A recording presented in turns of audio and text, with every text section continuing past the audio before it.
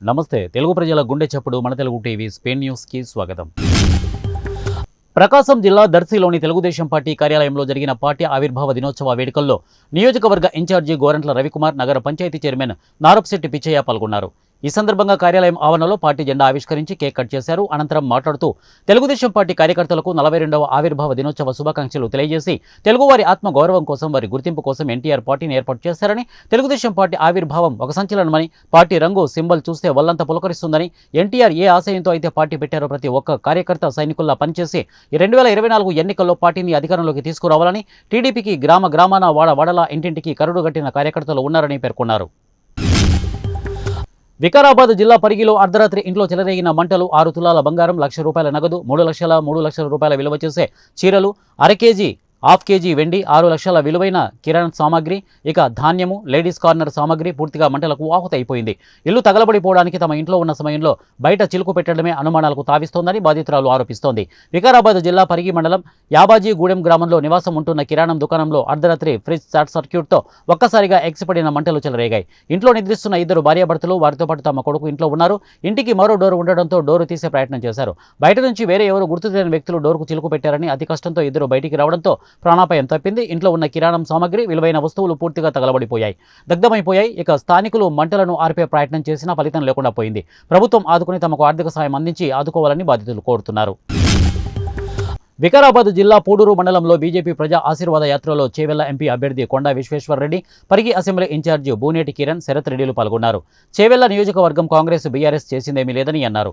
చేవెళ్ల నియోజకవర్గంలోని గ్రామాలు అన్ని ఎన్నోసార్లు తిరిగి అభివృద్ధి చేశామని చెప్పారు.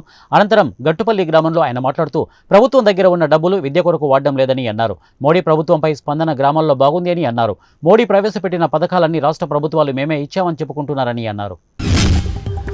దద్దమ్మలు ప్రజాప్రతినిధులైతే అభివృద్ధి శూన్యంగా మారుతుంది అని నెల్లూరు జిల్లా ఆత్మకూరు ఎమ్మెల్యే అభ్యర్థి ఆనం రామనారాయణ రెడ్డి అన్నారు. నెల్లూరు జిల్లా ఏఎస్పేట మండలం కేంద్రంలో తెలుగుదేశం పార్టీ ప్రచారానికి ఎంపీ అభ్యర్థి ప్రభాకర్ రెడ్డి, ఎమ్మెల్యే అభ్యర్థి ఆనం రామనారాయణ రెడ్డి శ్రీకారం చుట్టారు. ఈ సందర్భంగా ఆనం రామనారాయణ రెడ్డి మాట్లాడుతూ ఏఎస్పేట కేంద్రంలో 8 నెలల క్రితం విధ్వంసం సృష్టించి గాలికి వదిలేయడం, వ్యాపారస్తులను అనేక ఇబ్బందులకు గురి చేయడం అంటే దద్దమ్మలుగా ప్రజాప్రతినిధులు వ్యవహరించడం కాదని ప్రశ్నించారు. తన హయాంలో జరిగిన అభివృద్ధి తప్ప 10 సంవత్సరాల కాలంలో ఒక కుటుంబం ఆత్మకూరిని అభివృద్ధి చేయలేదని తెలియజేశారు. ఈ సందర్భంగా సర్పంచులు, ఎంపీటీసీలు, మండల నాయకులు, కార్యకర్తలు భారీ ఎత్తున వైసీపీ పార్టీ నుండి తెలుగుదేశం కండువాలు కప్పుకొని పార్టీలో చేరారు.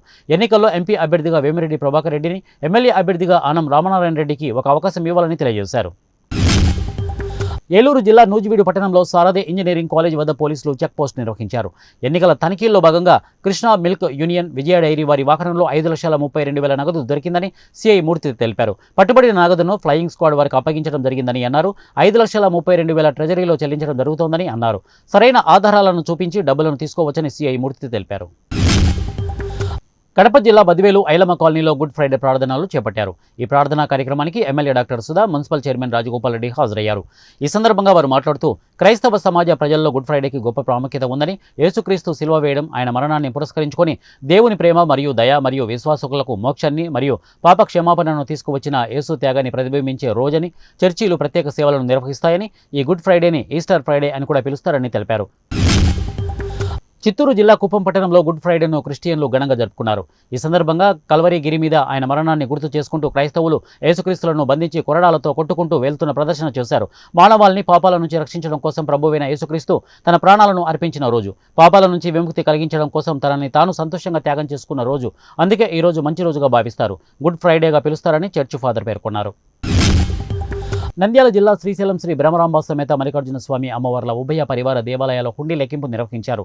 ఆలయం సమీపంలోని చంద్రావతి కళ్యాణ మండపంలో హుండీ లెక్కింపు నిర్వహించగా ఈ లెక్కింపు ద్వారా శ్రీశైలం మల్లన్న దేవస్థానానికి 1,81,13,485 రూపాయల నగదు రాబడిగా లభించింది.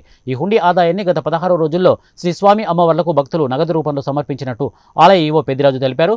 నగదుతో పాటుగా పలు రకాల విదేశీ కరెన్సీ కూడా లెక్కించారు. అందులో యుఎస్ఏ డాలర్లు 178, ఆస్ట్రేలియా డాలర్లు 20, Saudi Arabian ringers 20, UK pounds 5, Australia డాలర్లు మొదలైన వివిధ విదేశీ కరెన్సీ కూడా ఈ హుండీల లెక్కింపులో లభించాయి. పటిష్టమైన నిఘా నేత్రాల మధ్య దేవస్థానం ఈవో పెద్దిరాజు పర్యవేక్షణలో హుండీ లెక్కింపు జరిగింది.